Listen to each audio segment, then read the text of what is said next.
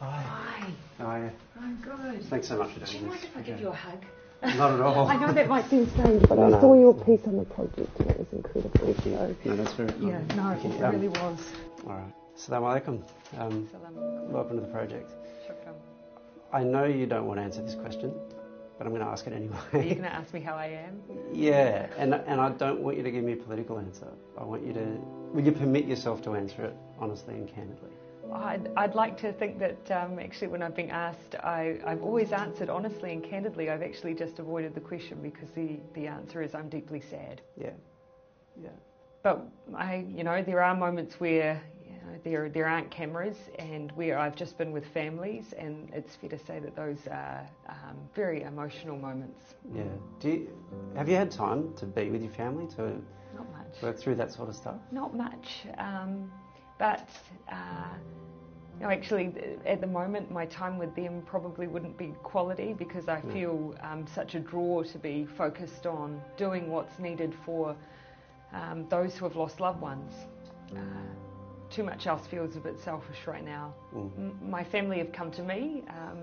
We're a very family-friendly environment, and so my family have come and visited me in the beehive when they can, and I have my parents helping at the moment with Neve as well. So I'm the last one that anyone should be worrying about. I appreciate that.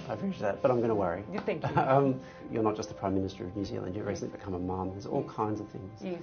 going on. How has that affected how you relate to this attack, do you think? Almost certainly. I think it's probably hard to sometimes analyse the way that you are changed by parenthood, but you feel it, I think, in your responses and your empathy. And certainly when I've visited with families, when I've seen that husbands, wives in hospital and the grief that's surrounding that and the fear, I feel that deeply. But I've always been a person inclined to feel things quite deeply. Yeah. I think there's more or less worldwide consensus that not just you but New Zealand have handled this exceptionally well. Do you think there's something particular that allows New Zealand to be able to respond that way when other countries, particularly bigger countries, the United States, the UK, struggle more with that? I feel like what the world is seeing is just who we are. We're a nation of over 200 ethnicities, 160 languages. We see ourselves as peaceful and inclusive. The act has been so counter to that. But the response, the flood of flowers outside of mosques, the spontaneous song where people have gathered, the real desire to give a sense of safety and security for people to return to worship, that's New Zealand. You made a decision to wear a black hijab when you were meeting with the community, so it's been a very iconic image. Can you talk me through that decision, how you made it? I gave it very little thought. It was so obvious to me that would be the appropriate thing to do. What I underestimated was that it gave people a sense of security. It didn't occur to me for a moment that there would be those women in the community who felt unsafe wearing so obviously their faith. And so if in wearing the hijab as I did, gave them a sense of security to continue to practice their faith, then I'm very pleased I did it. My job is to make people feel safe. The idea that people currently do not, I find deeply distressing, and it's my job to try and bring that sense of security back. We were not chosen for this act of violence because we condone racism, because we're an enclave for extremism. We were chosen for the very fact that we are none of these things. You said that it's the opposite of New Zealand. Yes. Is it as simple as that? Or No. is it also that No, it's there not. are bits of New Zealand that have emerged? It's not as simple as that. That is by far the vast majority of New Zealanders, and those are the values of tolerance and inclusion and peace. Those are New Zealand values.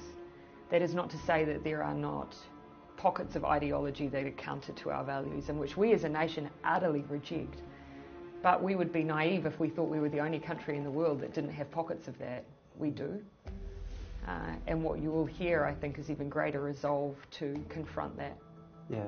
Do you think it's been underestimated just across New Zealand society?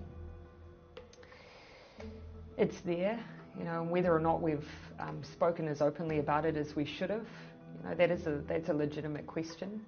You'll hear New Zealanders reflect the fact that what happened here was not an act by a New Zealand citizen, but that does not mean that there are not things that we need to address here. We do, and that's the bigger project. On the perpetrator, yes. Being an Australian, what did you think when you discovered that? That was news that did take some time for me to process that. But again, I think that New Zealanders are reflecting on the fact that it was not one of us, because in part that helps them process what has happened here. But they do not point it out in an attempt to blame. That is not the reason that it's raised. Do you think this is a genuine turning point? It's an unusual attack for a lot of the public, because it takes a community that's been framed as perpetrators and turns them into victims. We have to acknowledge that that kind of targeting has happened before. This is not a world first. And so that is why our language is very deliberate. This was a terrorist attack. This was a targeted attack against the Muslim community of New Zealand. And as you have said, it was targeted at a time where they were in a state of reflective, peaceful worship, and that is hugely confronting. But we will keep being deliberate in our language, because the Muslim community here themselves have called this out as an act of violent extremism, and we as a nation reject violent extremism in all its forms. Do you have a message? I think there's a lot of support, there's a lot of sympathy in Australia. You would have seen the Opera House, the vigils. Yes. Do you have something you'd like to say back to Australia? To Australia, I just say thank you. Thank you for the solidarity and the support, and we're family. We are absolutely family, and so we've felt that support acutely. And the message I've been sharing with every global leader is our job is to share love and support for our Muslim communities around the world.